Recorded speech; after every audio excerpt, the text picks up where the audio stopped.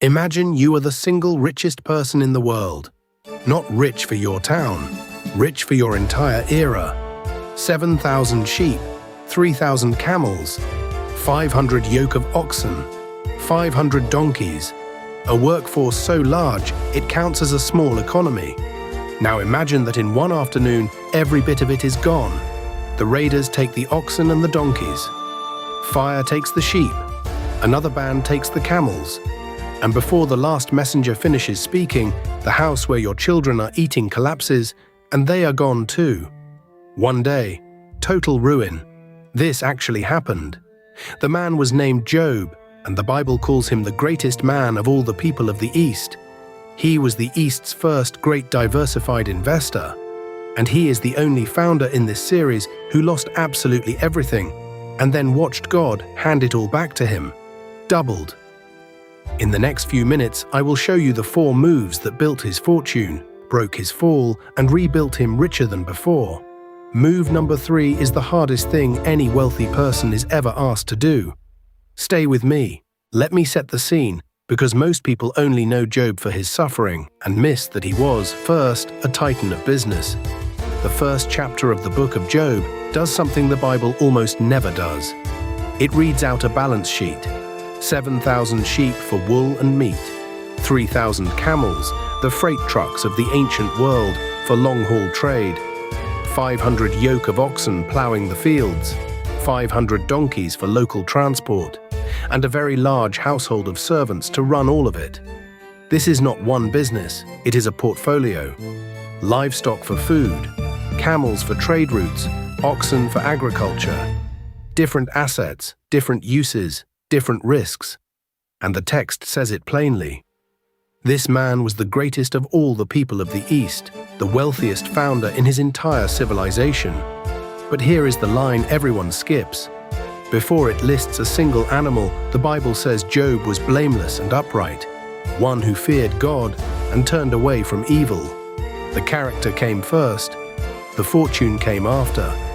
Remember that, because it is the thread that runs through all 4 moves, and it is the reason the ending of this story is so staggering. Now watch how a man this rich gets wiped out in a single day, and what survives when everything else burns. This is move number 1, and Job built it long before the crisis ever came. Spread the holdings. Never let one asset carry your whole life. Look again at the inventory. Job did not pour everything into sheep. He held sheep and camels and oxen and donkeys and land and trade. Each one earned in a different way and broke in a different way. Drought that kills a flock does not touch a trade route. A raid that steals camels does not burn a field. By spreading across many holdings, Job made sure no single disaster could end him. And here is the ancient irony. On Job's worst day, it failed because 4 separate catastrophes hit 4 separate assets at the same instant. That is so rare the Bible treats it as a sign from heaven, not a market event. Diversification does not promise nothing will ever go wrong. It promises that one ordinary blow cannot destroy you. The modern version is the oldest rule in investing. Do not put all your eggs in one basket. Spread across stocks, bonds, property, cash, and your own skills, so that when one collapses, the others hold. So ask yourself honestly, if the single thing that pays you most disappeared tomorrow, would you still be standing? Or is your whole life balanced on one fragile basket?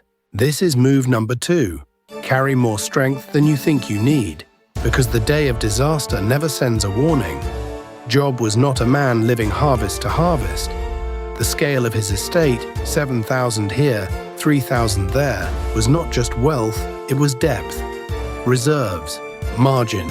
A man with 3,000 camels can lose 100 and keep trading.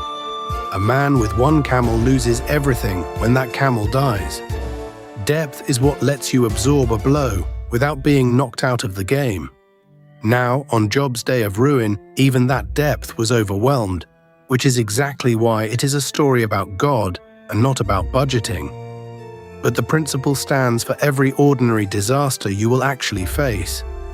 The wealthy keep a buffer, the fragile run with no slack, and the first bad month ends them.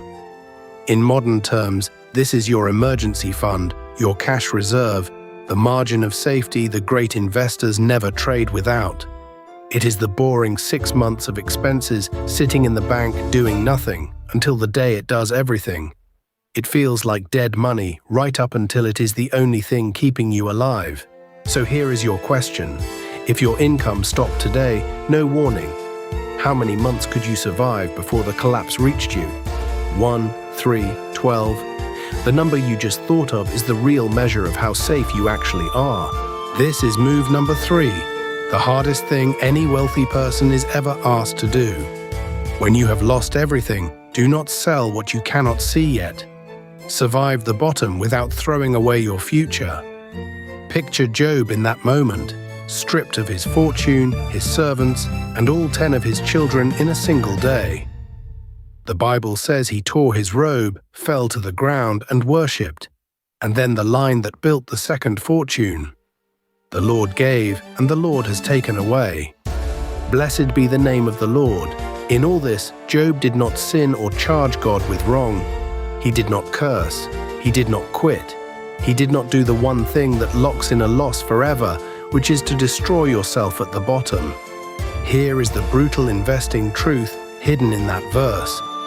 A crash only becomes permanent the moment you panic and sell everything at the worst possible price. The market falls 40%. The terrified crowd sells, and they turn a temporary drop into a permanent loss. The disciplined ones hold. They survive the bottom. And the bottom, by definition, is the place from which everything recovers. Job lost his capital, but he refused to surrender his character, his faith, and his standing, the very assets the recovery would later compound. So let me ask you, when you are down 40% in your portfolio or your life, can you hold? Or do you sell at the bottom and call it wisdom? This is move number 4, the move that protects the wealth, and without it, the first 3 are just survival skills for a hollow man. Anchor everything to integrity and a purpose beyond yourself, because that is the asset that compounds when all the others are gone. Strip away the camels and the sheep and the land, and look at what Job actually refused to give up. His integrity. His wife told him to curse God and die. His friends insisted his ruin proved he was secretly corrupt. And Job held the line. The Bible says in all this, Job did not sin with his lips. He kept his honesty, his reverence, and at the very end, in chapter 42, he prayed for the very friends who had accused him. And here is the staggering hinge of the entire book. It says the Lord restored the fortunes of Job when he prayed for his friends. The recovery is unlocked the moment he turns outward, the moment he forgives instead of avenging. Then comes the doubling: 14,000 sheep, 6,000 camels, 1,000 yoke of oxen, 1,000 donkeys. Exactly twice what he started with. The character that survived the crash became the foundation the second fortune was built on. Money serving a person of integrity multiplies and blesses. Money serving a hollow person consumes them. So the question that protects everything you will ever build. When you lose it all, what is left that they cannot take? Because that, and only that, is what your next fortune will be built on. So here is the blueprint of Job, the greatest man of the East, the founder who lost everything and was given back double. Move 1. Diversify the holdings. Spread across many assets so no single blow can end you. Move 2. Carry deep reserves. Keep more margin than you think you need because disaster never warns you first. Move 3. Survive the bottom. Refuse to sell yourself at the worst price. The crash is only permanent if you make it permanent. Move 4. Anchor it all to integrity. Keep the one asset they cannot take because that is the foundation your recovery compounds on. Job lost 7,000 sheep and 3,000 camels in a single afternoon and ended his life with twice as much, not because the disaster skipped him, but because his character outlasted it. This is the Ancient Founders, where we decode the men and women God made rich, one founder at a time. Next, we open the vault on Nehemiah, the executive who rebuilt a ruined city in 52 days and turned a turnaround project into a masterclass. Tell me in the comments, which of the 4 moves is hardest for you to actually do? I read everyone. Subscribe and let us uncover the next fortune together.